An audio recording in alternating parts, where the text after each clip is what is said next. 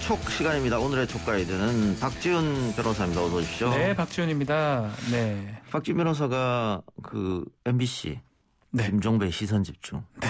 거기서 이와 비슷한 류의 방송을 하지 않습니까? 김종배 씨하고. 많은 곳에서 하고 있습니다. 예. 그건 천기누설이죠. 그거는 이제 유튜브 방송으로 하게 하는데 천기누설이고 김종배 진행자가 또 설명을 많이 하고요. 김종배 평론가하고 저하고 누가 더 잘합니까? 예. 근데 사실 다 듣고 있기 때문에 제가 뭐 사안마다 좀 다르지 않을까 싶어요. 예, 알겠습니다. 네.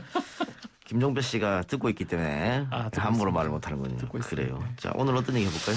자, 윤석열 총장 얘기를 좀 했었는데요. 5.18 메시지를 냈었죠. 예. 그 이후에 공부한다는 얘기가 나왔었는데 이번에는 또 서울대 그 반도체 연구소 앞에서 찍은 기념사진이 지금 보도가 됐습니다. 예. 5.18 반응 메시지는 좀 반응이 그렇게 없었는데 반도체 뉴스에는 많은 사람들이 관심을 보이고 있는 것 같아요. 뭐 이건 통계로도 확인되는데요. 인터넷 검색량을 보면 네. 5.18 이야기했을 때는 윤석열 전 총장 이름이 그렇게 많이 검색이 되지 않았는데 이 반도체 연구소 앞에서 공부를 했다, 열공을 했다 이 기사가 나가니까 윤석열 단어 검색량이 상당히 증가하는 모습을 보였습니다. 그렇죠. 공부하는 거. 예, 아무래도 5.18 관련된 것은 모든 정치인 n분의 1이잖아요. 그렇죠. 한마디씩 다 하는 문제고 대선 주자 중에 안 한 사람 없으니까 또 거기다가 5.18에 대한 이야기는 어쨌든 과거 이야기인데 반도체는 미래 먹거리 이야기고 네. 윤석열만 했단 말이죠. 그러다 보니까 보도가 집중됐고 그러다 보니까 검색량이 늘어났고 그러다 보니까 아무래도 이 이슈 끝나고 나면 지지율이 약간 오를 가능성도 있다. 근데 다만 우리가 여기서 봐야 될 것은 윤석열 전 총장이 서울대 반도체 연구소 가서 사진 찍고 교수들과 이야기 나누고 여러 가지 질문했다. 그런 것들 기자들이 어떻게 알았을까요? 저는 궁금해요. 기자들이 윤석열 전 총장을 쫄쫄 따라다녔는데도 그건 찾기 어려운 건데 예. 자명을 하고 있는 상황인데 그죠? 예. 결국은 혹시 윤석열 총장 측에서 낸 거다 이 말씀을 하는 겁니까? 그렇죠. 그럴 가능성이 높다. 그렇게 봐야죠. 그렇게 봐야 된다. 그렇게 봐야 되는데 우리 언론이 지금 윤석열 전 총장에 대해서 단점이나 좀 아쉬운 점, 우려되는 점은 쓰지 않죠. 그렇죠. 굉장히 좋은 기사만 써주고 있습니다. 이것 같은 경우에도 사실은 윤석열 전 총장이 지금은 소위 말하는 백수잖아요. 직업이 없고. 아직 뭐 정치 선언 하지 않았습니다. 하지도 않았고 예. 정당에 가입도 안 했고 예. 정당인도 아니고. 변호사 등록도 안 한 것 같아요. 예. 네. 그런데 저희 같은 사람이 예를 들어서 반도체 연구소 가서 저 반도체 공부하러 왔습니다. 교수님 좀 불러주세요 하면 서울대에서 들어오라고 할까요? 아니요. 문전 박대당합니다. 예. 그럼에도 불구하고 윤석열 이런 문제에 대해서는 전혀 언급하지 않고 윤석열 전 총장이 거기 가서 교수님들하고 여러 가지 쌍방으로 커뮤니케이션하고 열정적인 모습을 보였다. 이렇게 이제 띄워주는 기사를 쓰는데 어떻게 보면은 아직 윤 전 총장이 정치권에 들어오지 않았기 때문에 이해되는 측면이 있습니다. 그렇게 띄워준 기사. 그런데 조금 과도하지 않느냐. 그래서 오늘 경쟁자라고 할 수 있죠. 이재명 지사가 윤석열 전 총장에 대해서 어떻게 생각하냐는 기자들 질문에 뭐라고 답했냐면 포장지 발언을 했어요. 포장지가 예쁘다. 예, 포장지만 보여줬지 모르겠다. 알맹이를 봐야 알 거 아니냐. 그렇죠. 이런 얘기인데 이 말을 달리 얘기하면 이 바로 포장지가 언론이거든요. 포장을 언론이 이쁘게 싸줬다는 얘기예요. 네. 그러니까 그런 거 우회적으로 언론을 비판하면서 알맹이를 봐야 판단 가능하다는 것은 이제 빨리 나와라. 이제 나와라. 나와서 그렇죠. 얘기를 해라. 자, 그렇다면 저는 돌이켜보면 이렇게 누구 공부한다는 얘기는 전 본 적이 없는 거. 대선 후보 중에 공부를 한다?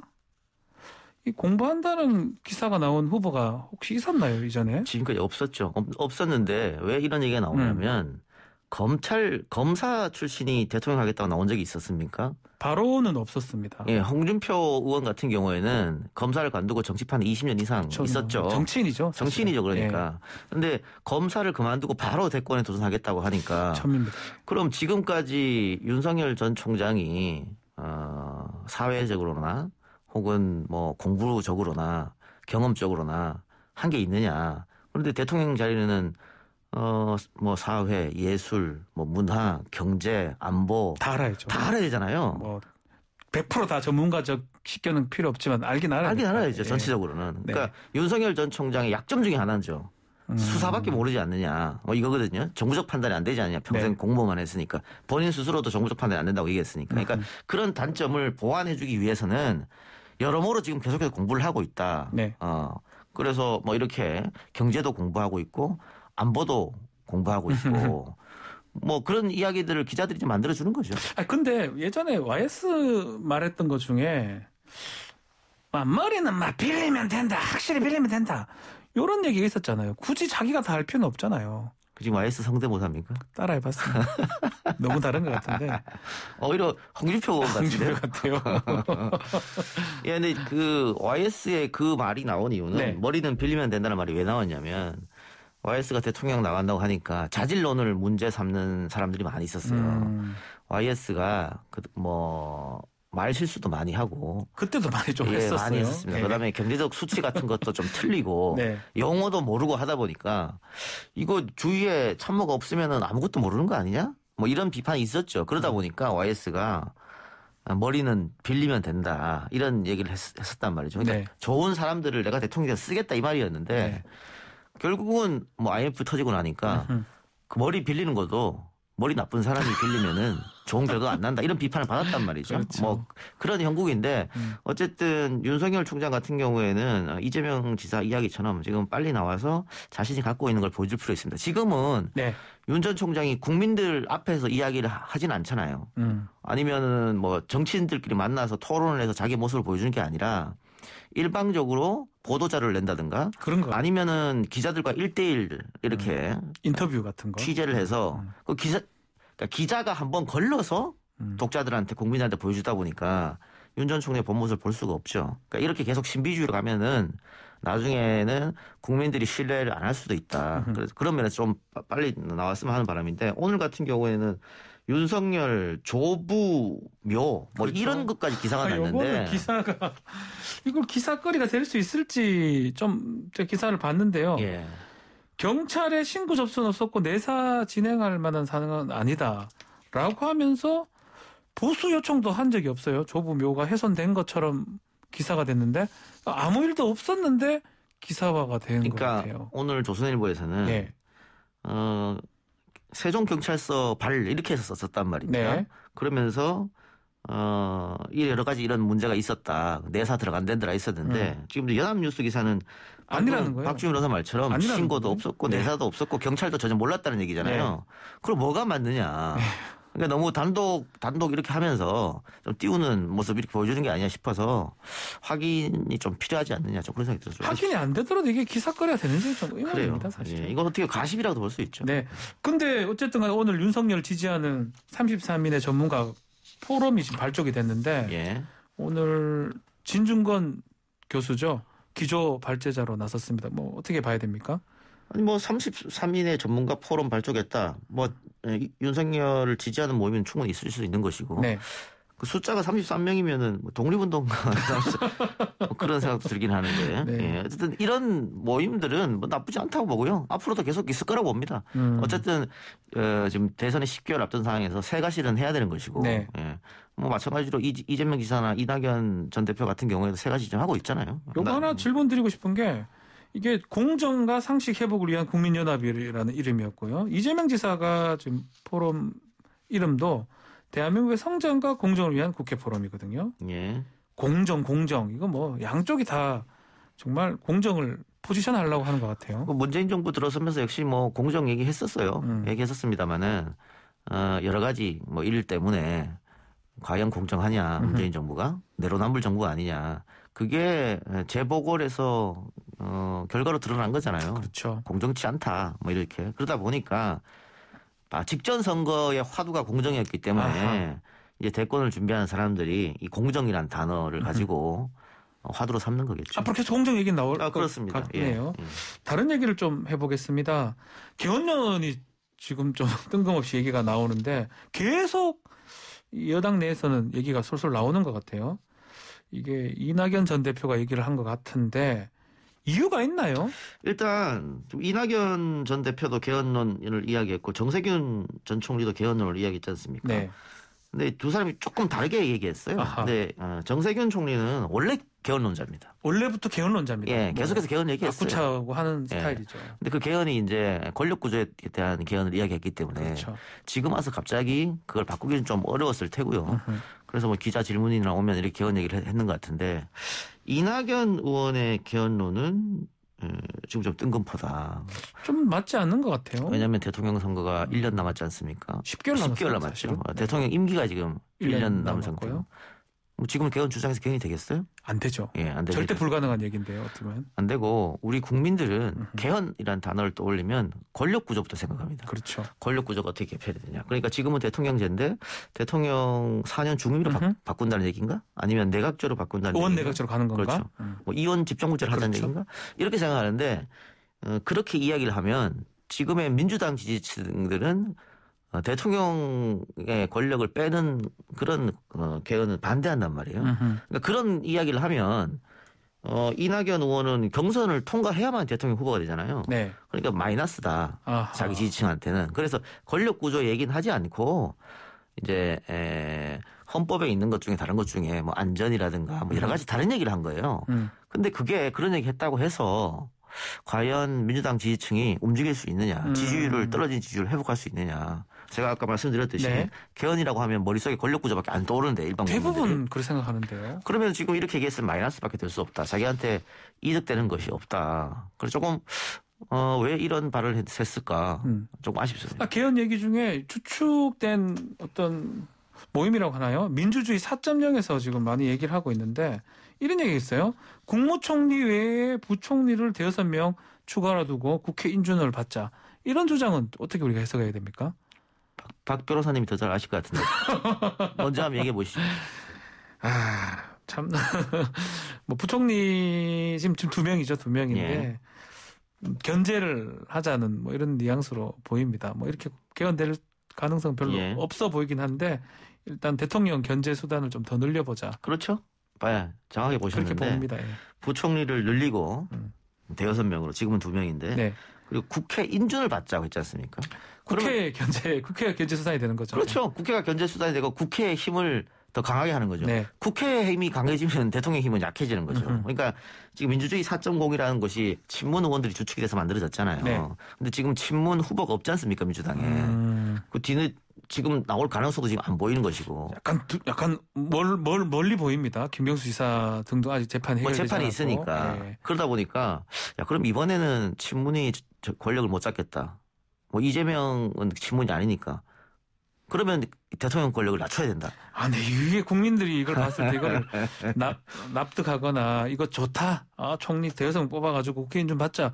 동의할 사람이 별로 없을 것 같다는 생각도 드는데요. 그러니까 그렇게 되면 어떻게 되냐면 민주당이라는 곳은 권력만 그렇죠. 나눠 먹으려고 하는구나. 어떻게든 뭐 민생 이런 거 생각 없이 그렇게 생각 들겠죠? 이른바 친문이라는 사람들을. 그러면 이른바. 민주당 지지율이나 대통령 지지는 빠질 수밖에 없죠. 그렇죠. 그래서 이거는 이런 이야기가 뭐 아이디어 차원에서 나왔다고 합니다만 제가 봤을 때 굉장히 부적절한 이야기였다. 그래서 그런지 몰라도 이 개헌 얘기 관련해서 이재명 지사 쪽 얘기는 경국대전을 고치는 것보다는 국민 구휼이 더 중요하다라고 어쩌면 좀 얘기가 딱 와닿아요. 이거 개헌 얘기보다는 지금 민생이 중요하다 이런 뉘앙스로 얘기한 걸로 보이거든요. 그렇죠. 그러니까 경국 대전을 이제 헌법에 비유한 그렇죠. 거죠. 헌법이고. 비유한 거고 국민 구휼이 지금 박주민 변호사 말하는 민생이죠. 예. 그러니까 지금 헌법 고치는 게 뭐가 중요하냐? 민생이 더 중요하지. 근데 이 민생이라는 게 코로나 전국이잖아요, 지금. 그리고 자영업자들은 지금 몇 년째입니까 벌써? 너무 힘듭니다. 예, 사실. 너무 진짜 힘들다고. 힘듭니다. 취업 준비생들도 당연히 어려운 맞습니다. 것이고 고연령층 분들도 지금 뭐 구직 활동 등등 너무 어렵잖아요. 예. 어려워다 보니까 지금은 백신이라든가 방역이라든가 경제 회복이라든가 또 일상으로의 우리가 빨리 복귀하는 문제 이거를 얘기해야지 권력 구조, 헌법 그게 뭐가 중요하냐 고치는 게 또 현실적으로는 임기 대통령 임기 남은 1년 동안 불가능한 것이고 차라리 다음 대통령 때 하는 게 맞지 않느냐. 물론 개헌은 필요합니다. 우리가 87 체제로 너무 오래됐고 87 헌법 만들 때 권력자들이 권력 나눠 먹게 하려고 만들었잖아요. 사실 뭐 5년 이게 제일 이상한 부분이죠. 그렇죠. 사실은.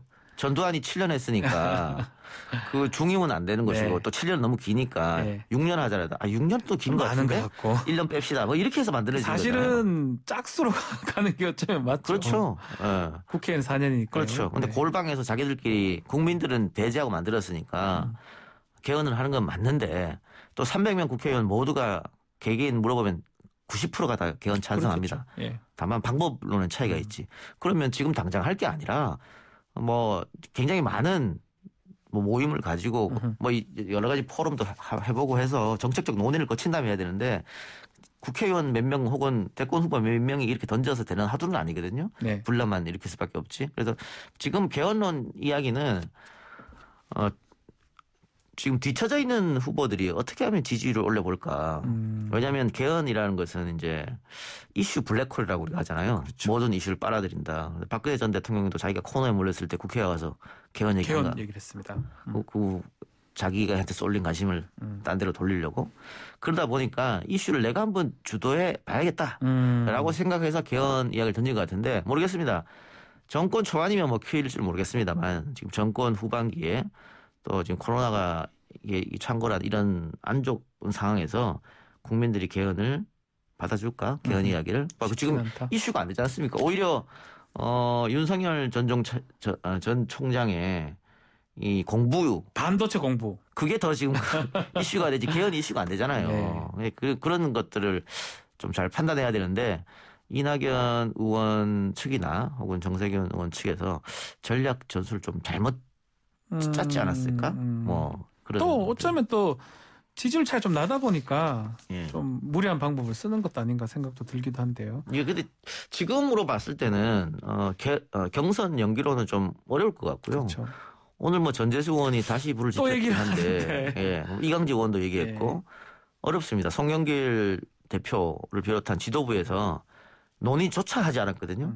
그러니까 만일 경선을 룰을 고치려면 지금부터 논의는 해야 돼요. 네. 근데 논의 자체가 안 한다는 것은 안 고치겠다는 얘기지 않습니까? 왜냐하면 다음 달 벌써 예비 경선 후보 등록을 해야 되는데. 6월 말에 합니다. 예. 근데 지금 이미 늦었단 말이죠. 네. 그래서 지금 전재수 의원 등등은 미련이 남아서 그런지 모르겠습니다만 그렇게 얘기할수록 오히려 이재명만 빛나게 해주는 꼴이 된다. 그래서 경선 연기는 이제 좀 물 건너간 것 같고요. 그렇게 봤을 때는 좀 시간이 얼마 안 남았지 않습니까? 경선까지. 근데 이낙연, 정세균 지지율이 좀 안 나오니까. 근데 지지 기반이라고 하죠. 지역 기반은 겹치기 때문에 계속 이렇게 할 수는 없으니까 뭐 여타 후보들 간의 합종 연행 예. 해서 1위 주자를 한번 잡아보겠다는 그런 게 필요하지 않을까. 또 아마 그렇게 되리라고 봅니다. 뭐 하나 더 짚어볼 수 있을까요? 예. 국민의힘이 많이 바뀌고 있는 모습이긴 한데 5.18 관련해서 헌법 전문액을 담자 요 얘기는 어떻게 가능할까요? 근데 이게 국민의힘도 이제 그 주류는 뭐 바뀌었다고 볼 수 없습니다만 네. 그래도 세력이 많이 바뀌었잖아요. 뭐 젊은 그렇죠. 어떤 신진들은 생각이 많이 다른 것 같아요. 초선 의원도 많이 다 들어갔고. 네. 근데 뭐 예전에 국민의힘의 모 의원들 여러 명이서 5.18에 대한 뭐 모독 발언도 하고 그랬지 않습니까? 그렇죠. 예. 근데 지금 초선, 재선 혹은 젊은 층 의원들 중에 그런 발언을 하는 사람이 어디 있습니까? 저는 없을 것 같아요. 없어요. 예. 네. 그만큼 바뀌었거든요. 네. 예. 그리고 5.18에 대한 정신의 여야는 따로 없다 이런 생각을 갖고 있기 때문에 뭐 이거는 한 번 더 한다면 어렵지 않을 것 같고요. 문재인 정부 때 하려고 했었는데 그때는 야당이 반대해서 반대했죠. 못했는데 국민의힘에서요. 예. 이번에는 반대할 명분도 없고 반대하지도 않을 것이다. 그래서 이건 어렵지 않을 거로 보고요. 또 하나는 국민의힘이 생각할 게 5.18 정신을 이어받겠다라고 맨 처음 선포한 정부가 김영삼 정부입니다. 네. 그러니까 맞아요. 국민의힘 전신당이에요. 국민의힘에서 전신이지만 배출한 대통령이 5.18 정신을 이어받겠다고 제일 처음에 선언을 했습니다. 그런데 이 5.18 정신을 외면할 수 있습니까? 오히려 국민의힘 쪽에서는 이렇게 YS가 이렇게 맨 처음에 주장했다. 어떻게 보면 우리가 5.18 정신을 제일 처음에 한 것이다라고 적극적으로 나가야 되죠. 아하. 이걸 계속 수세적으로 이렇게 하고 5.18 기념식 가서 뭐 재창도 거부하고 지금은 안 그렇습니다만 지금 이제 하나 하더라고요. 예. 과거 정부에 예. 그렇게 해서는 국민의힘이 도움될 게 없다. 왜냐하면 국민의힘이 호남에서 대통령 선거하면 뭐 10에서 20%밖에 못 받지 않습니까? 근데 그렇게 받아가서 정권 교체할 수 있어요? 더 받아야 되지. 근데 민주당은 영남에서 3, 40% 받지 않습니까? 네. 그러니까 호남에서 최소한 20에서 30 정도. 그러니까 10% 지금보다는 10%는 더 받아야 정권 교체가 가능하다고 생각했을 때 국민의힘이 더 진정성을 가지고 호남의 문을 두드려야 된다. 그런 생각입니다. 예, 오늘 이동희 촉은 여기까지. 김종휘보다 제가 낫죠? 네, 맞습니다. 알겠습니다. 오늘 말씀 고맙습니다. 지금까지 박주민 변호사였습니다. 감사합니다.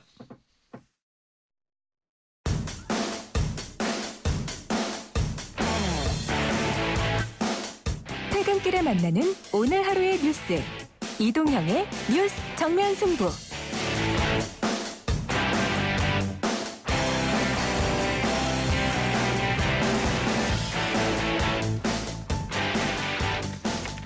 화이트날 이동현 뉴스 정면 승부 2부 시작하겠습니다. 민주당 부동산 특위가 오늘 잇따라 회의를 가졌는데요. 재산세, 종부세 등 세제 완화 쪽에 무게가 실리면서 당에서 우려의 목소리도 나오고 혼선도 좀 있는 것 같습니다. 국회 국토교통위원회 소속 소병원 의원 연결해서 현재 특위에서 논의 중인 부동산 정책 관련해서 이야기 좀 나눠보겠습니다. 의원님 나와 계십니까? 네, 안녕하십니까. 소병원입니다. 예. 자, 재산세는 기존 6억 원에서 9억 원으로 상향 조정하는 걸로 잠정 결정이 됐다. 이런 보도가 있던데 맞나요? 맞지 않은 것 같은데요. 예. 아니, 아직은 아무것도 결정된 게 없습니다. 예. 아직은, 그리고 지금은 이제 그 의견을 구하는 중이고, 다음 그 부동산 특위가 열릴 때까지, 다음 아마 월요일 날 잡힌 것 같은데요. 당내에 이제 두루두루 좀 넓게 의견을 듣는 그런 자리를 지금 가졌습니다. 근데 이런 보도는 왜 나왔을까요? 글쎄요, 그건 저도 오늘 아침에도 그 보도를 봤는데, 예. 아마 그러니까 결정되지 않은 내용들을 뭐 본인들이 희망하는 사람이 썼는지, 뭐 그건 잘 모르겠습니다. 예. 그러면 일단은 뭐 아이디어 차원에서 여러 가지 대안이 나왔었고, 예. 나중에 뭐 의원총회도 있어야 될 테고 또 당정 협의도 거쳐야 될 거 아니겠습니까? 그렇습니다. 예, 그리고 예. 나서 최종적으로 결정할 것이다. 그렇죠. 예. 종부세 문제는 어떻게 논의되고 있습니까? 종부세도 역시 마찬가지라고 보면 됩니다. 오늘 또 각자 국토위원들의 의견을 듣고 우리가 이제 그 의견을 부동산 특위에 전해달라고 한 건데요. 예. 저 같은 경우는 이제 그 공동주택의 예를 들었는데요. 우리나라 공동주택이 1,420만 호 정도 되는 걸로 돼 있습니다. 예. 그 중에서 6억 원 추가되는 게 110만 호. 그 정도면 1,310만 호는 6억 원 이하의 공동주택이거든요. 예. 그래서 당에서 자꾸 그 부동산 특위가 마치 그 110만 호, 6억 원 이상 드는 110만 호 공동주택 소유자들을 위한 그 특위가 돼서는 안 되고 1,310만 호, 6억 원 이하의 1,310만 호 그 주택 소유자를 생각해줘야 되고, 그보다 더 중요한 것은 890만 가구라는 그 무주택, 그 월세, 전월세 살고 있는 그 사람들을 먼저 배려해라, 부동산 특위라면. 예.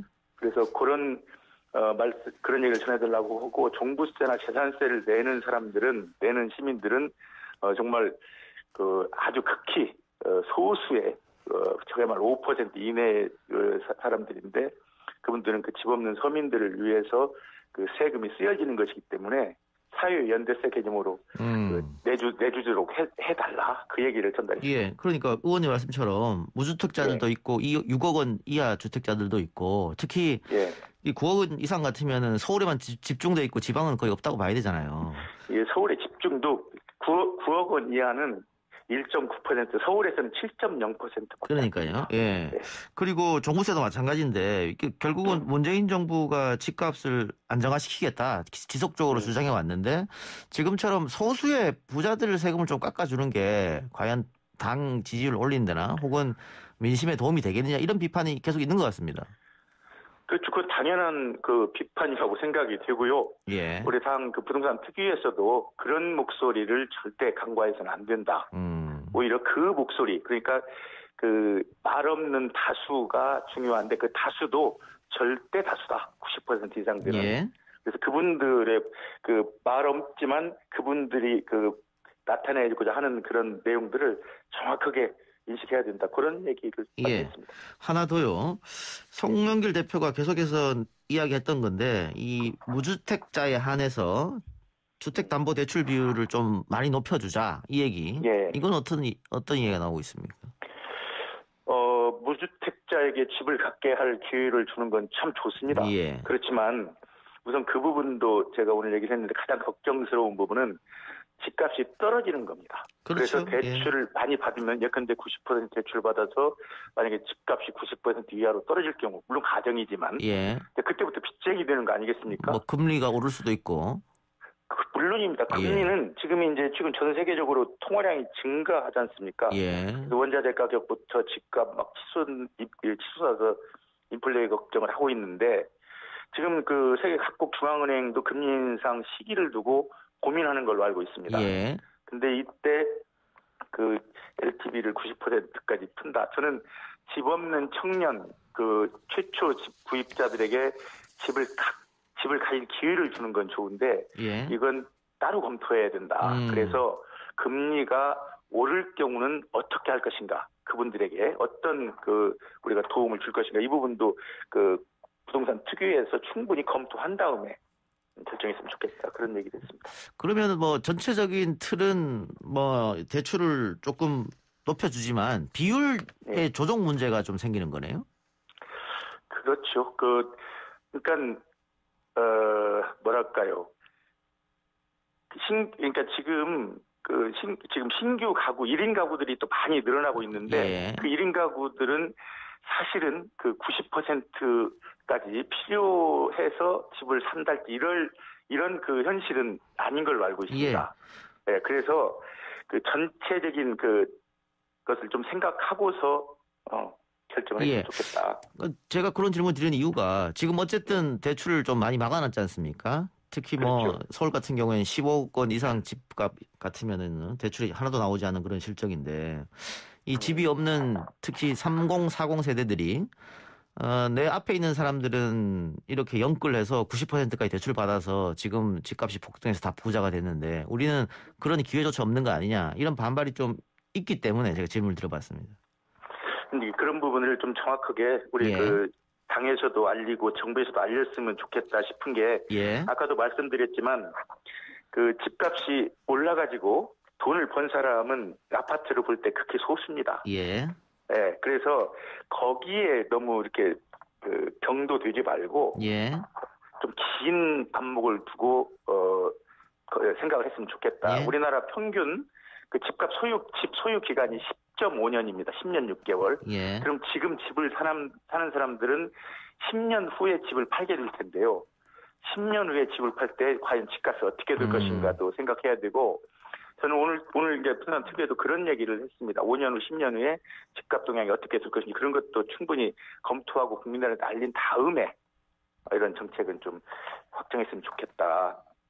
굉장히 지금이 어찌 보면 좀 불안한 시기이기도 합니다. 예, 알겠습니다. 지금이 5월 달이니까 양도세 중과 유예 여부 관련이요. 유예 없이 6월부터 실시할 가능성이 있다는 얘기도 나오는데 이건 어떤 상황입니까? 그건 쉽지 않을 일이라고 저는 보는데요. 정부는 양도세 중과를 유예해 줄 만큼 유예해줬다고 봅니다. 네, 그리고 그 유예를 했던 건 주택을 과다 보유한 사람들한테 그 기간 중에 집을 팔려고 한 건데 집을 팔지 않았습니다. 지금 그 자료를 보면 등록 임대주택 37만 6천 호 중에 매매된 건 3%, 그러니까 1만 호 수준입니다. 네, 그래서 서울에서 특히 이제 서울에서 매매된 것 보면 서울에서 말소된 등록 임대주택 11만 호 가운데 2%, 그러니까 2,000호 정도에 불과하거든요. 그래서 정부가 충분히 양도세 중과를 유예했다. 그렇지만 정작 다주택자들은 집을 팔지 않고 있다. 혹시 또 유예해 줄지 모른다. 그래서 그 걱정을 오늘 또 여러 사람이 했습니다. 만약에 이걸 유예하면 그때 가면 또 유예해 줄지 모른다고 하기 때문에 집 많이 가진 다주택자들이 안 팔 수도 있다. 그래서 과감하게 과세할 것은 과세하고 환수할 것은 환수해야 된다. 그런 의견이 오늘 있었습니다. 의원님 말처럼 또 유예하게 되면 버티면 이긴다. 시장에 잘못된 시그널을 줄 수 있으니까. 오늘 정답처럼. 알겠습니다. 예. 예. 하나 더요. 투기 논의와 별개로 의원님 등 국토교통위원회 소속 의원들도 오늘 쟁점 사안에 대해서 따로 이야기를 나눴다고 하던데 어떤 얘기들이 오고 갔습니까? 그러니까 대체로 그 보유세는 느리더라도 거래세는 줄여주자는 원칙에는 대부분 동의를 했습니다. 예. 그리고 그 주택이나 건물에 대한 그 보유세는 어느 정도 요즘 이제 정리가 좀 돼가는 중이거든요. 예. 그래서 이걸 가지고 뭐 다시 완화하고 이런 것보다도 일단 시행을 해보고 나서 뭔가 다시 손질을 할 게 있으면 손질해야 되지 않느냐 그런 얘기를 했었고 특히 토지에 대한 보유세 제도가 아주 미흡합니다. 예. 부동산이라고 하면은 주택 건물인데 그 주택 특히 아파트에 대해서는 이제 그 정부나 이쪽 당국에서 면밀히 들여다보지만 토지에 대해서는 아주 허술한 게 많아가지고 그런 부분을 좀 더 세심하게 정립할 필요가 있다. 예. 부동산 특위에서 그런 일을 해줬으면 예. 좋겠다. 그런 의견도 있었습니다. 근데 의원님 마지막으로요. 예. 민주당 대선 경선이 예정대로 치러지면 9월 달에 후보가 확정되는 거 아니겠어요? 그렇습니다. 그러면 지금 당에서 나서서 이렇게 부동산 정책을 가지고 뭐 어떻게 하자 이런 논쟁보다는 대선 후보 중심으로 해서 대선 후보가 정책을 짜서 나아가는 방향으로 국민에게 보여주는 방향으로 가는 게 맞지 않느냐 이런 의견도 있는 것 같은데 혹시 그런 얘기는 당내에 없습니까? 아니 이제 결국은 대선 국면에 접어들면 이제 후보 캠프에서 정책이 이제 나오겠죠. 그렇겠죠. 그렇지만 예. 지금은 우리 그 부동산 문제가 매우 그 첨예하게 그 여론화돼 있어가지고 예. 이 부분을 지금 놔둘 수가 없습니다. 그래서 저의 생각에는 우리들 뭐 같이 얘기도 하지만 당내에서 활발한 토론을 하고 의견 서름을 통해서 그 어떤 올바른 방향을 잡아가자. 그러면 그 과정에서 대선 주자가 정해질 경우 후보의 정책에도 반영되지 않겠는가. 그래서 그게 바로 민주당의 정책이 될 것이고 그래서 그때까지 참고 있다가 정책을 후보에게 맡기는 것보다 그건 좀 무책임한 생각이 같고요. 제 생각에는 당에서 충분히 역할을 해줘야 된다. 참 그렇게 생각합니다. 그러면 최종 내용은 언제쯤 나올 것 같습니까?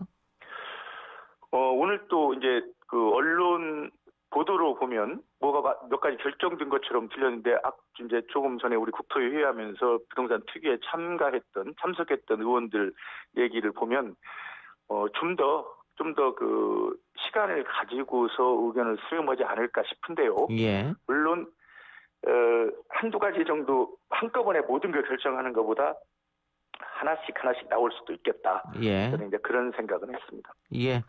조금 더 어쨌든 지켜봐야겠네 그러면. 예, 아무래도 지켜봐야 되겠고요. 그리고 저는 절대로 이게 급히 결정한 문제는 아니라고. 그건 뭐 당연한 이야기죠. 예. 알겠습니다. 의원님 오늘 인터뷰 고맙습니다. 예, 고맙습니다. 지금까지 더불어민주당 소병훈 의원이었습니다.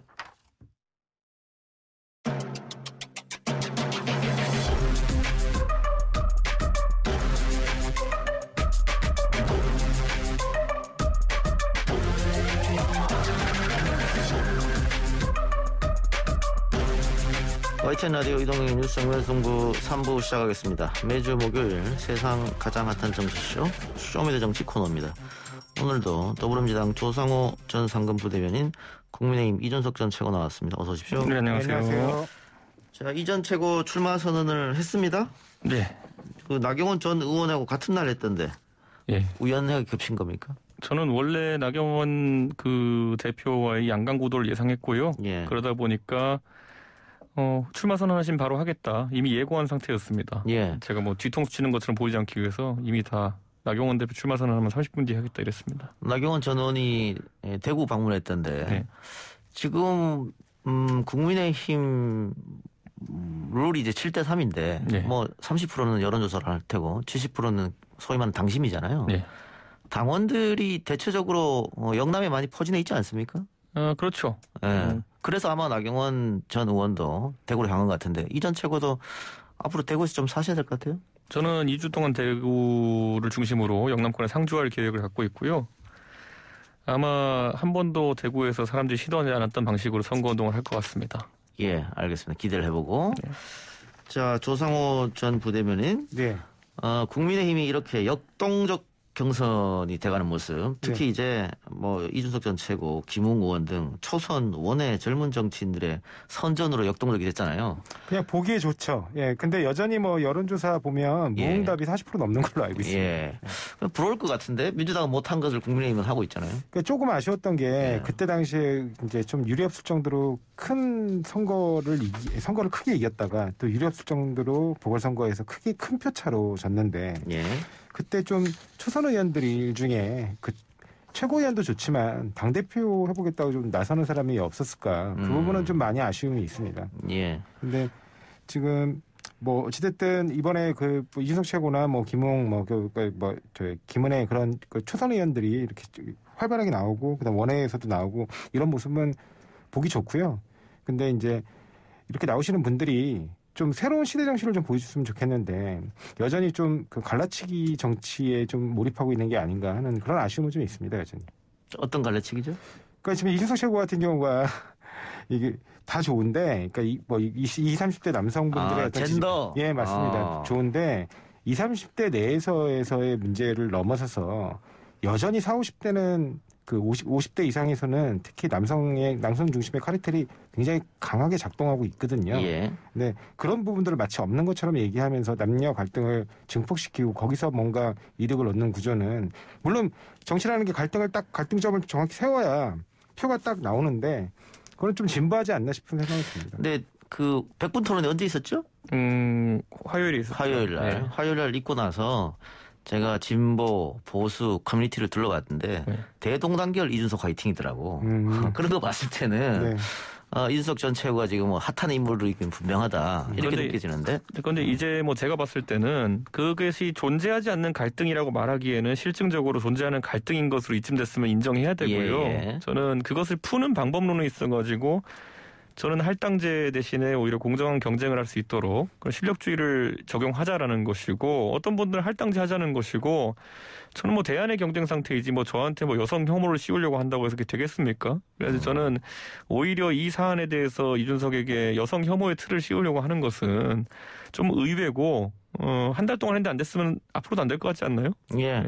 근데 뭐 이 부분에 있어서는 민주당도 좀 고민을 해볼 필요는 있을 것 같아요. 네, 근데 지금 또 이번에 뭐 당대표 제가 출마 선언을 좀 읽어봤는데 보니까 그 이른바 그 실력제라는 말씀 좋죠. 뭐 공정도 중요하고. 근데 사실은 어떻게 보면 본인이 그 어떻게 보면 그때 당시 비대위원회 청년 몫으로 사실은 배정받은 거잖아요. 근데 그래서 지금 이렇게 커왔지 않습니까? 그래서 정치적으로 지금 굉장히 큰 위상도 갖게 되셨고 그 부분에 대해서 이제 축하드리고 싶은데 그런데 이번에 또 청년에 대한 할당이라든가 이런 부분들을 아예 무시한다고 하면 그러면 이제 이후에 이준석 이후에 이제 또 다른 이준석 퀴즈들 그러니까 뭐 2세대, 3세대들은 이제 더 이상 등장하기 어려운 거 아니냐. 그런 비판이 나올 수 있지 않겠어요? 그래서 그런 논리를 그대로 적용하면요. 예전에 과거 시험이라는 걸 발명한 사람은 과거 시험으로 들어왔을까요? 그러니까 저는 이런 게 있어요. 결국 제도라는 것은 본인이 어떻게 탄생했냐와 관계없이 불합리한 점을 느끼면 개선하기 시도해야 되는 것이고요. 저는 정치 입문한 뒤부터 저한테 청년 할당으로 돌아오는 모든 것을 제가 거절했습니다. 하다못해 청년 비례대표 다 거절했고요. 청년 최고위원도 안 했습니다. 저는 이 최고위원 일반 부문에 돈 낼 거 다 내고 가가지고 경쟁했거든요. 그러니까 저는 제 삶의 이력이 있어가지고 아까 말했던 것처럼 저는 과거 시험을 앞으로 도입할 겁니다. 근데 제가 그러면 없는 제도화에서 과거 시험으로 들어올 수는 없지 않았습니까? 예, 알겠습니다. 그 얘기는 뭐 그 정도로 하고 이제 컷오프룰이 50대 50으로 결정돼서 뭐 초선이나 또 원외 젊은 층에게는 조금 유리하게 받겠다. 원래 본선은 7대 3이었으니까. 근데 김은혜, 이준석 단일화 이야기도 있던데 너무 많이 앞서 나간 겁니까? 뭐 처음에 이제 지지율 구도가 이제 사실 제가 1등으로 치고 나가고 이렇게 하기 전까지는 그렇게 해야지 1등 할 수 있는 거 아니냐라는 이제 예상이 있었기 때문에 이런 추측이 많았었는데 우선은 컷오프까지는 예를 들어 무난하게 갈 수 있다라고 하면은 컷오프 자체가 단일화의 역할을 할 것이다라는 주장이 이제 많아져가지고 이 이야기는 좀 잦아들고 있는 상황이고 김웅 의원과 김은혜 의원과는 뭐 이 문제에 대해서는 한 번도 소통하거나 의견을 나눈 적이 없습니다. 알겠습니다. 그런데 지금 여론조사에서 1, 2, 3, 4위를 달리고 있는 사람을 보면 이준석, 뭐 나경원, 김웅, 주호영 뭐 이런 순서지 않습니까? 대체적으로. 그런데 이준석, 나경원, 김웅이 셋 다 수도권이란 말이에요. 주호영 의원 혼자만 영남이고 그렇게 되면은 4명이 그대로 다 나갔을 때는 수도권 후보들은 표가 갈리고 주호영 후보는 영남표 그대로 받고 그럼 주호영이 당선되는 거 아니냐 이런 예측도 있어요? 애초에 지금 주호영 대표께서 여론조사에서 뒤로 약간 처지신 이유 자체가 영남표를 못 받아서 그런 거거든요. 예. 저는 영남에서 주호영 대표가 뭐 중진 다선 정치는 건 맞지만은 몰표가 나올 건 아니다 이렇게 봅니다. 예, 알겠습니다. 자, 조상호 전 대변인은 어떻게 예상하고 있습니까? 이번 야당 대표. 여당의 눈으로 본 야당 대표 경선. 뭐 지금 이준석 최고가 잘 됐으면 좋겠고요. 예. 파이팅합니다. 근데 지금 현재 구조가 어쨌든 당원 7회 그다음에 일반 국민 3위이기 때문에 당원의 마음을 얼마나 많이 얻을 것이냐 그 부분 특히 근데 또 대구 그쪽 당원들이 제가 많은 걸로 알고 있는데 대구 경북 쪽에 그쪽 분들은 여전히 약간 또 과거 박근혜 대통령에 대한 향수가 굉장히 강하신 부분들이 있어서 그 부분들을 어떻게 극복할 것인지 좀 잘 극복돼가지고 건강한 보수 정당의 새로운 리더십을 좀 보여줬으면 좋겠습니다. 조상호 전 대변인이 뭐 민주당 브레인들하고도 이야기 많이 나누고 하는 걸 제가 알고 있는데 솔직한 이야기로 국민의힘 당대표가 이준석이 되는 것보다는 다른 분이 되는 게 더 낫죠. 민주당 입장으로서는. 그러니까 새로운 리더십으로 이렇게 보여주시면 우리도 또 새롭게 준비해야겠죠. 그런 얘기 들어보셨죠? 이준석이 당대표 되면 민주당이 상당히 위기감을 느낄 것이다. 오히려 저희 당내 중진들이 너무 위기감 느끼셔가지고 저한테 요즘 장난 아니십니다 보면 엄격한 도덕적 기준. 소 얘기하면 막말이고 난리 났습니다 지금. 근데 이런 우려도 있어요. 과거 국민의힘 전신 새누리당 시절에 소장파라고 불렸던 분들 제가 누구라고 이름은 거명하지 않겠습니다만 그분들도 언론에 대고는 소장파 소신 얘기했다가 당내 들어가면 바로 고개 숙였거든요. 중진 의원들한테. 그런 모습을 또 보이지 않겠느냐. 이준석의 지지 기반이라는 것이 당원들한테 아주 세밀하게 다가가는 스타일이 아니기 때문에 이번에도 아마 전당대회 기간 중에서 드러나겠지만은 그걸 당내에서 억제하려고 한다고 그게 억제되는 그런 형태의 지지 집단은 아닐 겁니다. 저는 약간 그 전까지 SNS나 이런 게 발달하기 전까지의 당내 문화와는 좀 다른 문화가 있다 이렇게 말씀드리겠습니다. 원외 당대표의 한계가라는 게 또 있잖아요. 그 점은 어떻게 보세요? 그러니까 저한테 이제 일부 당권 주자들이 그 원내 경험이 없는 당대표가 선출되는 건 안 된다라고 얘기하시면은 저는 바로 맞받아치는 거죠. 그 말씀하시면은 원내 경험이 없는 대권 주자는 안 된다는 건가요? 윤석열 총장 영입하면 안 되겠네요. 이렇게 답하면은 아마 말씀하시기 좀 어려울 겁니다. 예, 알겠습니다. 민주당. 근데 이준석 최고도 보니까 이번에 당심을 고려해서 그런 건지 윤석열 총장 영입에 장애가 된다면 기존의 입장과 달리 홍준표 전 대표 안 받겠다 이렇게 얘기하셨던 것 같은데요. 아니요, 그거는 조상호 대변인이 그 제목만 읽어서 그래요. 발언을 제지하겠다지 홍준표 대표 입당 제지가 아닙니다. 발언을 제지하겠다? 알겠습니다. 제가 그거 하루 만에 뒤집을 일이 있습니까? 하루 이틀 만에 그런 거. 자, 민주당 얘기도 해보죠. 대선 후보 경선 레이스를 앞두고 지금 얼마 안 남았습니다. 네네. 원래대로 하게 되면 다음 달 말에 이제 예비 후보 등록을 해야 되잖아요. 그러면 이제 그때부터 스타트 시작되는 건데. 그렇습니다. 그래서 소위 말하는 빅3 캠프들이 움직이고 있는 것 같아요. 네, 지금 본격적으로 일단 외곽 조직이라든가 그런 조직들이 출범하고 있고요. 캠프가 꾸려지고 있고 그렇게 되는 것 같습니다. 박홍근 의원이 또 오늘 공개적으로 이재명 지사 지지를 하고 했었는데 이제 현역 의원들도 슬슬 움직이기 시작하겠죠. 예, 그렇습니다. 조상호 전 대변인은 어디로 갑니까? 저는 지금 얘기해도 되죠?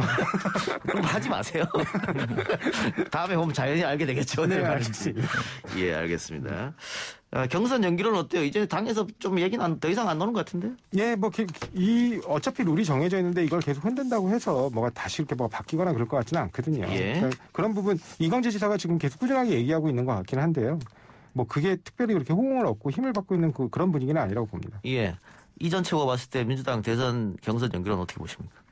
저는 이런 생각을 합니다. 민주당 대선 경선이 지난번에 그 당대표 경선이나 서울시장 후보 경선의 그 무관심 경선 비슷한 느낌이 안 났으면 좋겠습니다. 약간 상대당이지만은 왜냐하면 그 간에는 사실 이거는 민주당이 당원들의 뜻을 많이 반영하기 때문에 그런 것도 있거든요. 왜냐하면 역동성이 좀 떨어져요. 그렇게 되면은. 왜냐하면 당원들이라는 분들은 보통 당을 오랫동안 지켜와 보셨기 때문에 사람에 대한 평가가 쉽게 바뀌지 않습니다. 그렇기 때문에 후보들도 그 이념이나 아니면 이런 정책 가지고 뭔가 어필하려기보다는 가서 조직 선거를 해야 되거든요. 당원들에게는. 가서 인사도 하고 무슨 뭐 개별적으로 소통도 하고 이래야 되는데 이게 참 다이내믹함이 떨어지는 선거입니다. 예. 그래서 저는 뭐 이번에 경선에 대해서 시기 문제가 있다 이렇게 얘기하지만은 경선에서 좀 룰이나 아니면 여러 가지 이벤트 측면에서도 좀 흥행 이벤트를 많이 넣어야 되지 않을까 싶습니다. 근데 민주당 그 대통령 경선이 뭐 당대표 경선은 룰이 9대1이었지만 이게 대통령 경선 룰은 5대5니까 네.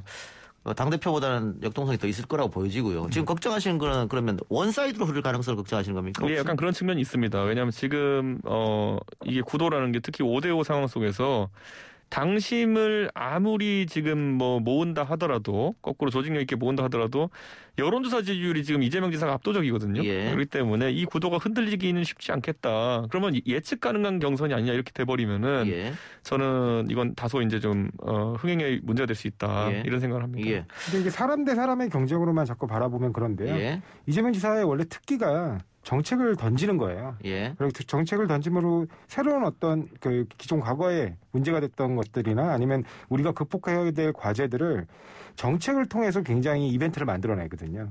그래서 그런데 탁월하신 분이기 때문에 만약에 독주체로 간다고 하더라도 이게 뭐 재미없게 끝나거나 되게 흐지부지 끝나거나 국민들 관심을 못 받거나 그런 부분은 우려라고 봅니다. 근데 이낙연 의원은 이 시점에 왜 개헌론을 꺼내셨을까요?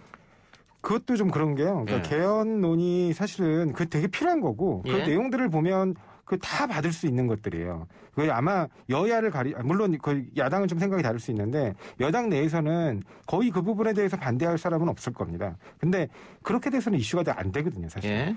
그러니까 정확히 사실은 대립점에 서는 곳이 사실은 어떻게 보면 권력구조인데 권력구조에 관한 논의가 이른바 알맹이가 빠진 상태로 그 개헌론을 던진다고 해서 그게 이슈가 될 것 같지는 않습니다. 지금 얘기 들어보니까 이서 쪽으로 가려고 그러죠. 모르겠습니다. 지금 제가 그냥 추측으로 던진 거고. 자, 뭐 이제 이전 최고는 당대표를 준비하니까 당대표가 되면 이번 당대표는 사실은 다른 것보다는 대선 승리를 어떻게 이끄느냐 또 당내 경선 또 외부 인사들하고의 단일화 이걸 뭐 어떻게 잘 관리하느냐 이게 가장 큰 걸 텐데 김동연 최재형 감사원장 이야기가 나오더라고요. 후보로 야권 후보로. 저는 뭐 김동연 전 경제부총리야 이미 야인 상태로 계신지 이제 좀 지났기 때문에 정치 참여에 무리가 없다 이렇게 생각하지만은 최재형 감사원장은 사실 좀 언급하기가 죄송스럽습니다. 예. 왜냐하면 현직에 감사원장이 계시고 예. 정치에 대한 참여 의사 같은 것을 본인이 밝히신 적도 없기 때문에 예. 이건 다소 좀 제가 봤을 때는 과도한 추측이 아니냐 이런 생각을 하는 것이고 예. 김동연 부총리 같은 경우에는 어쨌든 문재인 정부의 경제부총리이긴 했으나 어쨌든 정부 정책에 계속 고분고분하게만 이제 따랐던 것은 아닌 것으로 많은 국민들의 각인돼 있기 때문에 예. 충분히 뭐 야권 쪽에서도 관심을 가질 수 있는 인물입니다. 근데 이광재 지사가 김동연 부총리 야권으로 못 나온다고 거의 말씀하셨던데 네. 그렇게 속단하실 이유가 있는지 그것도 궁금하고요. 뭐 약점이라도 잡으셨습니까? 저는 뭐 그렇게 볼 이유는 없다 이렇게 생각합니다. 근데 사실은 예. 김동연 경제부총리 뭐 지금 말씀 나오시는 뭐 최재형 지금 현 감사원장 그다음에 뭐 윤석열 전 총장 전부 다 사실은 문재인 정부에서 관료를 지낸 사람들입니다. 예. 그래서 이렇게 하면 문재인 정부의 성적을 좀 높게 평가해 주셔야 되는 거 아니냐. 본인들이 후보로 데려가고 싶을 정도로 좋은 인사를 한 건데. 그래서 사실은 김동연 경제부총리 같은 경우는 우리 이 문재인 정부의 어떤 그 초기 경제 정책의 기본을 방향을 잡은 사람들이거든요. 예. 근데 그런데도 불구하고 경제연구소에서 굉장히 항상 그 야당에서 낙점을 주는 거는 좀 이게 약간 이율배반적인 거 아닌가 그런 생각이 듭니다. 그럼 반대로 윤석열, 김동연, 최재형 전부 문재인 대통령이 임명한 사람인데 그렇습니다. 결과적으로는 다 야권은 대통령 후보로 거론되면 그건 인사 실패한 거 아니에요? 야당에서 자꾸 영입하려는 시도를 보이는 거죠. 이분들이 지금 야권으로 가겠다고 의사를 표시한 적이 없어요. 그리고 김동연 경제부총리 같은 경우에 뭐 여당과 대립각을 세웠다고 그러는데 전혀 그렇지 않습니다. 지금도 홍남기 부총리 같은 경우도 여당과 정책적인 부분에서 여러 번 대립이 있었어요. 근데 그런 대립은 굉장히 건강한 대립이거든요. 예.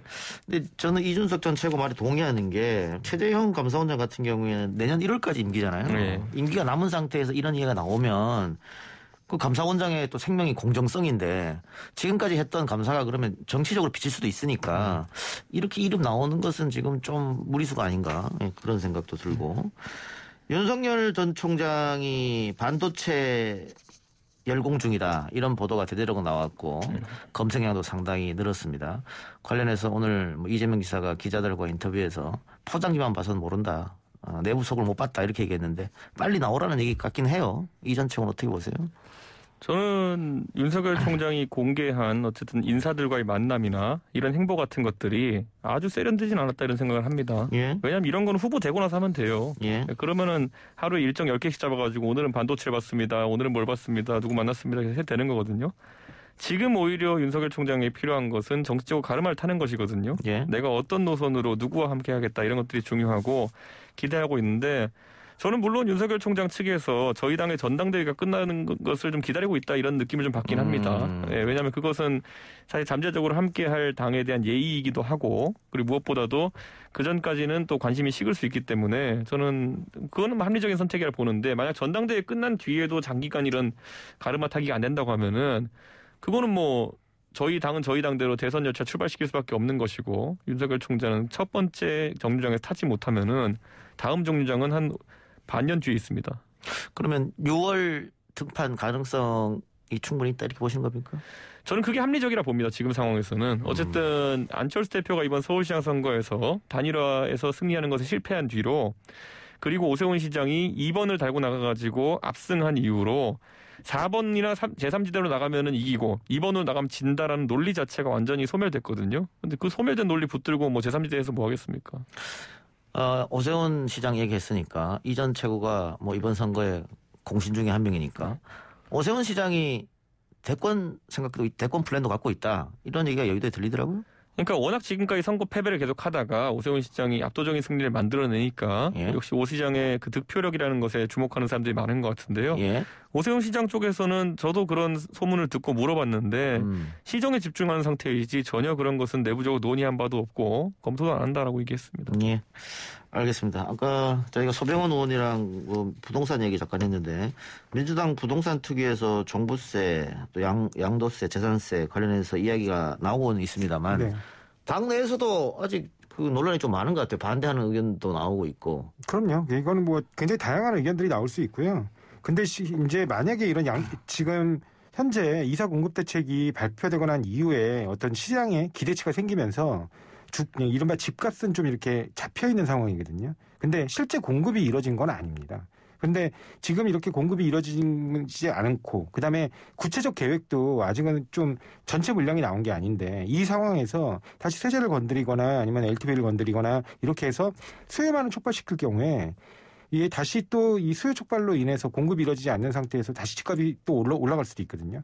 거기다가 지금 논의되는 부분이 예를 들면 양도소득세 같은 것들을 낮춰주자 뭐 이런 건데 양도소득세를 이미 1년의 유예기간을 줬습니다. 근데 예. 여기서 또 유예기간을 주면 안 한다는 얘기죠, 이거는. 예. 이렇게 되면 시장에 분명히 이 정부는 양도소득세를 이렇게 올려서 받을 계획이 없구나라는 신호를 주게 되고 그렇게 되면 결국엔 다시 집값 상승으로 이어지게 될 겁니다. 물론 그때 당시 이미 그런 투기를 통해서 투기 이익을 벌은 사람들의 탈출구가 될 수도 있고요. 예. 그러니까 그래서 그런 부분들은 지금 단계에서 논의되는 것보다는 오히려 공급 확대 정책으로 가는 게 맞다고 생각합니다. 그러니까 말씀하신 것처럼 올해 들어서 집값이 안정화되는 모양새를 보이고 네, 또 정부가 대대적으로 공급 정책을 하겠다고 내놓은 상황이잖아요. 네. 그러면 대통령 후보는 이제 4개월 뒤에 확정이 되는데 네. 3, 4개월 뒤에 네. 그때 가서 만약 네. 건든다고 하면 네네. 그때 가서 대통령 후보가 어떤 생각을 가졌는지 살펴보고 네. 대통령 후보 중시로 정책을 내면 되는 거 아닌가. 네, 그렇습니다. 근데 지금 문제가 이 부동산 특위가 이제 어떻게 보면 이제 선거 패배에 대한 영향으로 이 부동산 문제가 있다고 보니까 그렇게 하면서 만들어지고 여기에 대해서 이제 새로운 당 지도부가 뭔가 자꾸 성과를 내야 되겠다라는 욕심이 앞서는 것 같아요. 예. 근데 그것보다는 이사 대책을 안정적이고 그다음에 굉장히 효과적으로 그다음에 신속하게 그렇게 추진하고 지원하고 그 방향으로 가는 게 지금의 방향은 맞다고 봅니다. 예. 자, 이전 최고. 지금 당대표 가능성도 지금 한층 높아진 상황인데 김기현 원내대표가 너무 좀 강성 일변도가 아니냐 이런 지적이 좀 있어서 저희가 지금 당대표 부재 상황이기 때문에 아무래도 그 보통은 지도부가 들어서게 되면은 원내 지도부가 좀 강성이면은 당 지도부가 좀 유하고 이런 예. 어떤 좀 매칭이 되는데 예. 그게 지금 안 되는 상황이라서 다소 그런 우려가 있는 것 같습니다. 예. 어쨌든 김기현 원내대표는 삶의 궤적으로 봤을 때 굉장히 합리적이고 또 유한 분으로 소문나 있기 때문에 최근에 이제 당 대표와 동시에 이제 직을 수행하면서 다소 좀 셀 수 있는 그런 표현들이 나온 것이 아닌가 생각하고요. 저는 뭐 이 문제는 장기적으로 좀 지켜보시죠. 전당대회 이후에도 이런 조합이 나오는지. 예. 자, 김어수 검찰총장 후보자 인사청문회가 지금 예정돼 있는 상태고 대통령이 임기 4주기 연설에서 기자들과 문답하면서 이야기를 한 건데 청문회가 지금 방식으로 하면 안 된다. 나는 뭐 이제 다 끝나서 상관없지만 다음 대통령은 이런 식의 인사청문회면은 사람을 쓰는데 굉장히 어려운 점이 있다 이렇게 얘기했거든요. 그러면서 인사청문회의 방법을 좀 바꿔야 되는 거 아니냐. 거기는 어떻게 생각하십니까? 저는 합리적인 말씀이라 생각하고요. 다만 지금까지 이런 인사청문회 방식 때문에 이명박 박근혜 정부를 거치면서 불명예를 안겨주고 낙마했던 수많은 사람들이 있습니다. 예. 뭐 그런 분들에 대해서도 한번 입장 표명을 하시고 그리고 진실되게 임했으면 제 생각엔 야당 동의할 수 있지 않나를 생각하고요. 예. 제가 항상 예로 들지만은 세월호 때는요. 민주당이 장관을 어떻게까지 공격했냐면은 그 서남수 교육부 장관 그 체육관에서 밥도 못 먹고 컵라면 먹었다고 어떻게 그럴 수 있냐고 잘랐거든요. 예. 그러니까 저는 그런 것에 비해 봤을 때는 지금의 검증은 뭐 그때보다는 덜하다. 그래서 저는 앞으로 좀 여야가 사실 국정 운영에 지장이 안 될 정도로 그 청문회를 운영할 수 있도록 예. 좀 제도를 개선하자는 것은 저도 동의합니다. 그러니까 뭐 정권 교체 가능성도 있으니까 네. 정권 교체에서도 또 지금처럼 그대로 가면 옛날 일을 반복하게 되니까 이 여야가 협의를 하면 어려운 일이 아니잖아요. 이 문제. 저희가 정권 잡았을 때 첫 번째 법안으로 합의해 주십시오. 그러면은 이거는 오해가 없습니다. 정권 안 잡으면 계속 이렇게 갑니까 그러면? 서로 남이 정권 잡았을 때 합의해 줘야지 진정성 있는 거죠. 아니 뭐 그 인사청문회 도입 자체를 뭐 우리 쪽에서 한 거잖아요. 예. 그러니까 우리 쪽에서 그건 바로 잡겠습니다. 아니 그러니까 이게 제가 그 우리 방송에 나온 여야 의원들 10명이면 10명, 100명이면 100명 다 물어봐도 지금 문제 있다고 얘기하거든요. 네. 근데 왜 안 고쳐지는지 모르겠어요. 그런 부분 참 이게 논의의 순서가 자꾸 뒤로 밀려서 이렇게 되는 것 같아요. 그러니까 예. 이 부분에 대한 뭐 어떤 심각성을 인식한다고 하면 이 부분부터 빨리빨리 처리해야 되지 않나 그렇게 생각하고요. 오늘도 보면 법사위에서 여당이 이제 여당에서 여당 간사를 뽑는 걸 가지고 그것조차도 법사위를 파행으로 만드는 건 좀 과하지 않았나 야당이 그런 생각이 듭니다. 그러니까 지금 과거처럼 네. 장관 한번 하고 뭐 국무총리하고 이런 게 집안에 대대로 내려가는 영광이고 누구나 다 하고 싶어하고 뭐 그런 것도 아니잖아요. 네. 그러니까 말 그대로 공직에 복무하는 건데 봉사하는 건데 이렇게 망신주기하고 가족 대대로 모든 신상을 털고 누가 하고 싶어 하겠습니까? 아무도 안 하려고 하지. 그러면 결국은 멀리 봤을 때는 대한민국 전체적으로 손해보는 게 아니냐. 네. 그래서 좀 도덕적인 부분은 국회의원들끼리 이렇게 좀 많이 큰 문제가 아니라면 그런 것도 한번 생각해 볼 필요가 있죠. 실제로 제가 인사청문회에서 정책이나 어떤 정치적인 지향이라든가 정책 그다음에 어떤 능력에 관한 검증이 이루어지는 거 거의 본 적이 없습니다. 알겠습니다. 이전 최고는 내일 일정은 또 어떻게 됩니까? 저는 뭐 서울에서 일 처리할까 하고 월요일쯤에 아마 대구 가서 일정할 것 같습니다. 월요일부터? 알겠습니다. 수고해 주시고요. 두 분 말씀 오늘 여기까지 듣겠습니다. 고맙습니다. 감사합니다. 지금까지 조상호 더불어민주당 전 상근부대변인 이준석 국민의힘 전 최고였습니다. 아 글쎄 안 들려 들을 뉴스 없어 아무 뉴스도 귀에 들어오지 않아 듣고 또 들어도 들을 뉴스 없어 만든 게 2%야 이동영의 뉴스 정면승부 YTN 라디오 이동영의 뉴스 정면승부 4부 시작하겠습니다. 지난달 22일 평택항에서 23살의 아르바이트생 이선호 씨가 안타깝게 사망하는 사고가 있었습니다. 어제는 이씨 빈소에서 추모 기도회도 열렸는데요. 매번 발생하는 산재 사망사고 일하다 죽지 않을 세상은 언제쯤 올 것인지 답답하기만 합니다. 고 이선호 씨 아버지 이재훈 씨 연결하겠습니다. 아버님 나와 계십니까? 예, 안녕하십니까. 이선호 예. 아버지 이재훈입니다. 자, 사건이 발생한 지 한 달이 됐는데 발의는 했습니까? 아직도 못하고 빈소를 그대로 유지하고 있습니다. 그 이유가 뭐죠? 예, 물론 저 여러 언론을 통해서도 밝힌 바가 있습니다만, 이건 이제 사건의 본질과는 다른 도의적인 부분으로서 예. 제 아이가 이렇게 되기까지 원인을 제공한 사람 두 사람이 있는데 아직 그 두 사람한테 다 용서를 받지 못했습니다. 예. 한 사람은 자기가 와서 죽을 죄를 지었다고 용서를 빌었고, 예. 제가 용서를 하였고, 예. 근데 지금 누군지는 모르겠습니다만은 그 누군가의 지시로 인해서 우리 아이가 그 위험한 공간에 가서 안 해도 될 작업을 하다가 이런 안타까운 사고를 당하게 됐는데요. 그래서 그 누군지도 모르는 누구 제3자가 그런 지시를 했는데 그건 이제 수사기관에서 밝혀줄 부분이고요. 예. 그래서 아직까지 제 아이가 용서를 받지 못해 눈을 감지 못하고 있습니다. 네, 그런 이유로 아직까지 빈소가 유지되고 있습니다. 예. 네. 진실이 밝혀지면 그때 발의를 하겠다 이런 말씀인 것 같은데 방금 말씀하신 것처럼 아드님이 안 해도 될 작업을 하다가 누구로부터 지시를 받고 하다가 사고를 당한 거지 않습니까? 네네. 근데 거기 보니까 CCTV 같은 것들도 있던데 그걸로는 증명이 안 되던가요?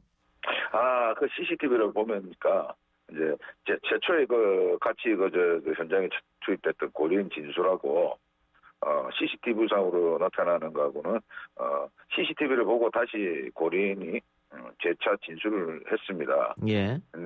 그러니까 그 고려인도 그 당시 충고에 의해서 진술에 약간의 혼돈이 있었던 걸로 밝혀지고 있고요. 예. 예. 그러다 보니 제3의 또 인물이 나타나기 시작했습니다. 예. 네네. 경찰 지금 조사 중이죠? 네, 조사 중에 예. 있습니다. 결과를 좀 기다려보고요. 예. 그 기업이 10만 원 아끼려다가 아들을 잃었다 이렇게 말씀하셨던데 그 어떤 뜻입니까? 예, 물론 법에서 정해놓은 적정수의 안전요원 FRC를 작업할 때는 한 명의 안전관리요원 그리고 또 한 명의 신호수를 두게 돼 있는데요. 예. 회사에서는 이제 비용 절감 차원에서 그 적정수의 안전요원을 배치하지 않았고 제 생각은 그렇습니다. 법에서는 두 사람을 갖다가 두게 돼 있지만 저는요 예. 딱 한 사람만 현장에서 그 작업이 처음부터 시작부터 끝까지 한 사람만 제대로 지켜보고 있었다면요. 이 사고는 분명히 막을 수가 있었거든요. 예. 그 한 사람이 일당이 아침부터 저녁까지 채워놔도 10만 원이면 되거든요. 예. 이걸 역으로 이야기해서 돈 10만 원 때문에 우리 집 아이들을 갖다 그렇게 만들었다는 거죠. 예. 그러니까. 저도 그 사고 영상 CCTV를 봤는데 그렇게 위험한 작업을 하면서 그 아드님을 혼자 이렇게 지시만 하고 방치했다니 좀 이해가 좀 안 됐는데.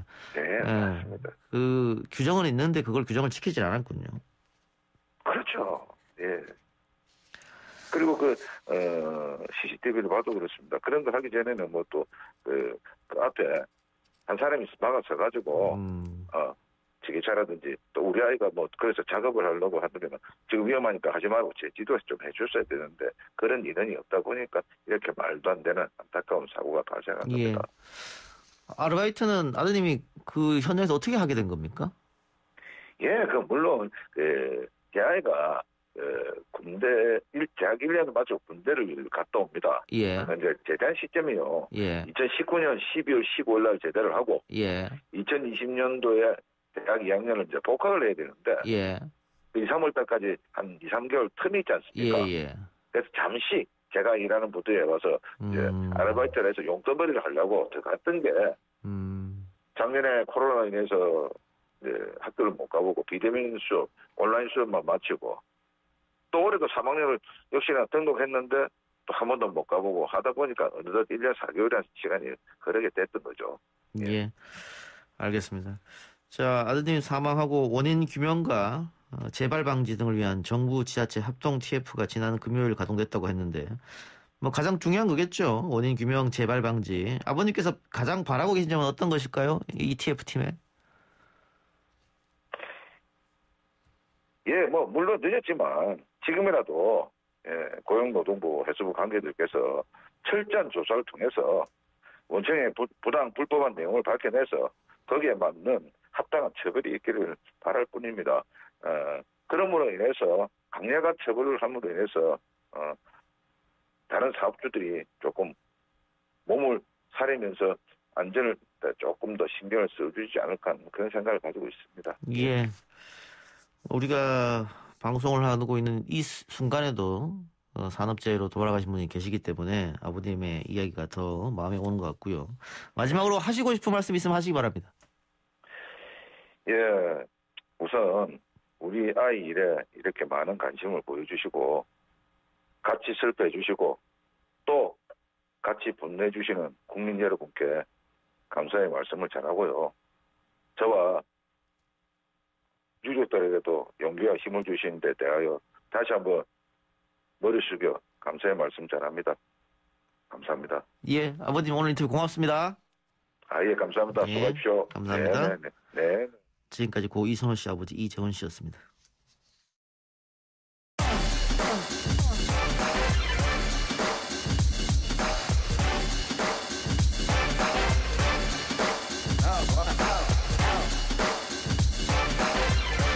여론조사를 통해 민심을 읽어보는 시간 민심은 숫자다 코너입니다. 배철호 리얼미터 수석 전문위원 그리고 한결의 하영 기자 나왔습니다. 어서 오십시오. 예, 안녕하세요. 이번 주 국정 지지율 또 정당 지지율부터 살펴볼까요? 예, 국정 지지율 말씀드리겠습니다. 먼저 YTN 의뢰로 리얼미터가 지난주 월요일부터 금요일 5일간 전국 2,514명, 표본오차는 95% 신뢰 수준에서 플러스 마이너스 2.0%포인트를 보인 조사였는데요. 이 조사에서 문재인 대통령 국정 긍정평가는 36.0%로 전주와 변동이었고요. 부정평가는 60.5% 각각 보였습니다. 오늘 발표되었죠. NBS 전국 1,009명을 대상으로 했고요. 95% 신뢰수에서 플러스 3.1%포인트를 보인 조사였습니다. 월요일부터 수요일 3일간 조사를 했었는데 여기서는 이제 긍정평가 36, 리얼미터 공교롭게 똑같이 수치까지 똑같이 나왔고요. 부정평가는 54%를 각각 보였습니다. 예. 자, 36% 정도가 긍정평가를 내렸는데, 우리 시각으로 모레 새벽입니다. 예. 한미 정상회담이 있을 예정인데, 과거부터 쭉 보면, 이렇게 대형 정치 이벤트가 있으면 대통령 지지율은 올라가는데요. 그렇게 예상되죠? 두 가지 주요한 의제가 있죠. 한반도 평화 의제와 백신이 있는데요. 어떤 그 정상회담보다 이번에는 백신에 좀 관심이 가져집니다. 그 정부 관계자나 여권 관계자들 또한 이 백신에 대한 기대감을 갖고 있는데요. 이 백신과 관련된 어떤 획기적인 타결 결과가 있다고 한다면 지지율 급반등도 좀 기대해 보고 있는 그런 분위기입니다. 예. 정당 지지율도 알려주시죠? 예, 정당 지지율 말씀드립니다. 조사 개요는 앞에 드린 것과 말씀드린 것과 똑같고요. 리얼미터 조사에서는 국민의힘이 35.4, 더불어민주당 29.9, 무당층 13.9% 나왔고요. MBS 조사에서는 더불어민주당 31%, 국민의힘 23%, 지지하는 정당 없음 무응답층이 31% 나왔습니다. 공교롭게 지난주 화요일, 목요일 지난주에 발표됐을 때 갤럽 조사에서는 더불어민주당 28, 국민의힘 27, 무당층 30인데 전화 면접 조사를 주로 하는 NBS와 캐티 갤럽 조사만 놓고 보자면은 현재 지지율 1위 정당은 지지하는 정당 없당 무당층이 30% 초반에서 1위로 나타났습니다. 그만큼 좀 전국에 대해서 좀 답답함을 느끼고 사실 여기서 무당층의 대부분은 사실 집권 초기에는 무당층이 사실 그 이념 정향서가 보수층 이제 자유한국당 그쪽이었다면 지금의 무당층은 진보층 민주당에서 실망한 층이 좀 많이 있지 않나 그렇게 좀 보여집니다. 예. 말씀하신 것처럼 이제 조사 방식에 따라서 민주당이 앞서거나 혹은 국민의힘이 앞서거나 하는 결과가 나오는데 전화 면접을 하면은 민주당이 앞서고 LS라면 국민의힘이 앞서고 결국은 이거 다 더해서 나누면은 지금 누가 앞서거나 확실히 앞서 나가고 있다 이렇게 말을 못할 것 같아요. 정답은 혼조세입니다. 예, 혼조세. 그런데 국민의힘의 빅 이벤트가 하나 남았지 않습니까? 네. 다음 달에 당대표 경선. 네. 근데 지금 굉장히 역동적으로 치러질 거로 예상되고 흥행이 성공할 거라고 점쳐진단 말이죠. 네. 그러면 국민의힘 지지율은 당대표 경선이 끝나면 컨벤션 효과를 얻어서 좀 올라가지 않을까요? 지금 어쨌거나 언론에서 주요하게 다루고 있는 것이 그 국민의힘의 당대표 선거이기도 하고요. 도로용남당이라는 그 초기의 평가가 있었지 않습니까? 그런데 그런 평가를 무색해할 만큼의 어떤 세대교체론이 힘을 얻으면서 특히나 이준석 전 최고위원 같은 경우에는 굉장히 놀랄만하다라는 평가를 받을 정도로의 여론의 지지를 얻고 있지 않습니까? 예. 이런 상황에서는 충분히 컨벤션 효과를 누릴 것으로 그렇게 보입니다. 예. 자, 그러면 대선 주자 차기 관련된 여론조사도 보죠. 이것도 역시 전화 면접으로 하면 이재명 지사가 앞서고 ARS로 하면 윤석열 전 총장이 앞서죠. 네, 그렇습니다. 이게 이제 앞으로 계속 말씀드릴 텐데요. 언젠가 한번 이 내용을 좀 차근차근 좀 조목조목 말씀드려야 될 것 같은데. 예. 차이를 만드는 데는 여러 가지 요인이 있습니다. 첫 번째, 가장 큰 것은 조사 방법, 전화 면접이냐, 자동 응답이냐, 예. 그리고 이제 객관식이냐, 주관식이냐, 예. 그리고 이제 뭐 에이전시 이펙트, 하우스 이펙트라고 좀 그 약간 어려운 개념인데 그런 문제, 또 조사 일시가 언제냐, 그런 것들을 다 감안해서 좀 보셔야 될 것 같은데, 오늘 이제 나온 NBS 조사를 보자면은 이재명 지사는 전주와 동일한 25% 보였고요, 윤석열 전 총장은 19%를 보였습니다. 지난주 대비해서 이재명 지사는 변화가 없고 윤석열 전 총장은 소폭 빠진 것으로 나타났습니다. 예. MBS 조사를 정기적으로 쭉 보면 윤석열 전 총장 지지율이 조금씩 빠지고 있거든요. 네, 조금씩 빠지고 있습니다. 그거는 총장을 관두고 나서 지금까지 본격적으로 정치권에 들어오지 않고 계속 자명을 하고 있기 때문에 조금씩 빠지는 거다. 이런 분석이 있던데. 네, 그래서 이를테면은 저희 커뮤니케이션 행위 이론 보면은 그 자극과 반응 이론이 있습니다. 자극을 주면 그에 따르는 이제 반응을 보이는데. 예. 자극이 없잖아요. 예. 반응이 이제 윗방향이든 아랫방향이든 혹은 뭐 방향성을 보이려면은 그에 대한 자극이 인풋이 있어야 되는데. 예. 지금 지난 5.18에 관련된 메시지를 내놓았지만 그것이 자극이다 혹은 판을 흔들 만한 민심을 움직일 만한 그걸로 보기엔 좀 무리가 있지 않냐 좀 그렇게 보이십니다. 예. 하 기자님. 예. 그래서 정치권에서는 또 언론계에서 윤석열 전 총장이 5월에 등판한다는 5월 등판설. 근데 5월이 지금 거의 다 가고 있기 때문에 6월 등판설. 6월 등판설이 나오고 있어요. 6월 말 등판설까지 나왔습니다.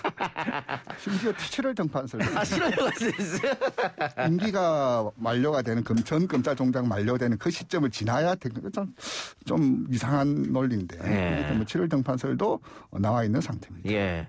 하 기자는 개인적으로 어떻게 봐요?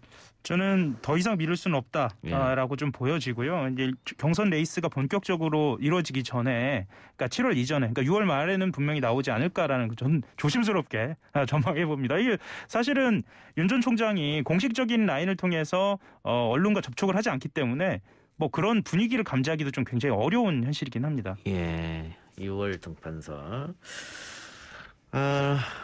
이렇게 하다가 드랍하는 건 아니겠죠?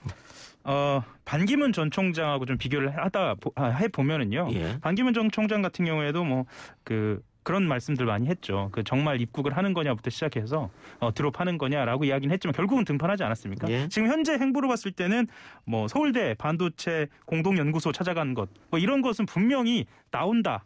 그런 신호로 봐야겠죠. 예. 자, 가상 양자 대결로 여론조사한 결과도 있죠? 네, 그렇습니다. 지난주에 좀 화제가 되었는데요. 오마이뉴스 의뢰 리얼미터가 지난 5월 11일, 10일, 6월도 똑같습니다. 그 뒤에 말씀드릴 겁니다. 여기 가상 대결에서는 윤석열 전 총장이 45.7, 이재명 지사가 35.5. 이렇게 나왔고요. 매일경제 MBN 의뢰로 5월 11일, 12일 전국 1,007명을 대상으로 한 조사에서는 이재명 지사 42.0, 윤석열 총장 35.1. 이게 어디가 맞냐? 이게 지금 진위 논쟁이 아니라 아까 말씀드렸던 조사 방법의 차이 또 이제 계속적으로 나올 때 그 추세 이런 관점에서 좀 보시면 될 것 같습니다. 예. 그러니까 한 회사에서 지난달, 지지난달 쭉 이렇게 추세를 보면은 오히려 편하게 확인할 수 있다 이런 말씀인 것 같은데 배 의원께서 자극 얘기하셨잖아요. 네. 자극이 없기 때문에 좀 빠지는 거다. 근데 아까 하 기자가 지적한 것처럼 서울대 반도체 공동연구소 찾아가서 공부했다. 그런 기사들이 마구잡이로 쏟아졌단 말이죠. 예. 근데 이게 너무 홍보성 기사가 아니냐. 네. 그런 지적도 있어요. 지적이 있는 게 아니고 어느 정도 타당하다고 봐야겠죠. 그런데 이제 저는 이 기사를 보면서 아까 방금 말씀드렸던 그 반기문 전 총장과 비교를 할 수밖에 없는데요. 기억하시는 분들은 기억하시겠지만 번 전 총장 같은 경우에는 돌아와서 첫 일성이 이런 거였어요. 한국의 구체적인 실정 이런 문제는 아직 좀 파악이 안 돼 있다. 예. 이렇게 일성을 시작하면서 하지만 자기는 국제적인 시각을 갖췄다. 아마 기억하시는 분들 그랬을까 싶긴 한데 이렇게 솔직한 고백을 했습니다. 예. 이 솔직한 고백 뒤에 온 것은 지지율 급락이었어요. 예. 이것을 반면교사를 삼는다면 윤 전 총장 같은 경우에는 현실적으로 대권을 향한 준비는 충실치는 않은 것이 현실이란 말이겠죠. 예. 그러면 이렇게 부족한 점을 가리면서 메시지 정치를 좀 이어가는 것이 윤 전 총장에게는 뭐 유일한 방법이지 않을까 이런 생각 좀 듭니다. 근데 뭐 기사가 네. 내용 중에서도 네. 러프하게 뭐 사실만 쓰는 것도 있고 뭐 네. 분석 기사도 있고 합니다만 지금 서울대 반도체 공동연구소 찾아가서 공부했다는 기사에서 비판적이나 비난적이나 단점이나 이런 기사는 찾아볼 수가 없었거든요. 지금 언론은 왜 이런다고 보십니까? 그렇죠. 전체적으로 판세를 재밌게 하기 위해서? 반도체와 관련돼서도 기초적인 질문을 했으니까요. 반 전 총장의 어떤 그 태도하고 또 해석하자면 또 크게 다르지도 않을 수도 있겠습니다만 좀 관망하는 추세 아닌가라고 좀 보여집니다. 본격적으로 그러니까 대선 행보를 공식화하면 검증의 잣대가 가야지지 않을까라는 전망도 저도 좀 조심스럽게 봅니다. 아직 그 정치권으로 본격적으로 들어오지 않았기 때문에 비판 기사는 조금 찾아볼 수 없지만 만일 본격적으로 정치권에 들어오면 그때부터 아마 비판 기사가 있을 것이다. 그렇게 검증 기사가.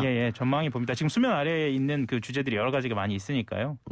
알겠습니다. 민주당 대선 경선 연기론에 관한 여론조사도 있는데 연기 반대가 많이 높네요. 네, 그래서 조사기간 말씀드리면 지난 15일, 16일 전국 1,019명을 대상으로 윈지코리아에서 실시한 조사였습니다. 이 조사에서는 문항을 질문 내용을 읽어드리자면 원래대로 9월까지 대통령 후보를 선출해야 한다라는 그 의견이 이제 연기 반대 이 개념 지을 수 있죠. 65.1. 경선 일정을 연기해서 후보 선출을 뒤로 미뤄야 된다. 즉 연기 찬성론이 15.5%, 뭐 한 3배, 4배 정도로 연기 반대, 원안대로 가자.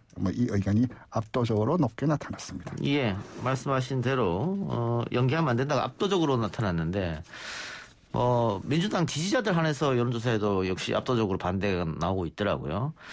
이렇게 되면은 경선 연기는 안 하고 그냥 원안대로 가는 거 아닙니까? 송영길 당대표도 비슷한 얘기 했던 것 같은데.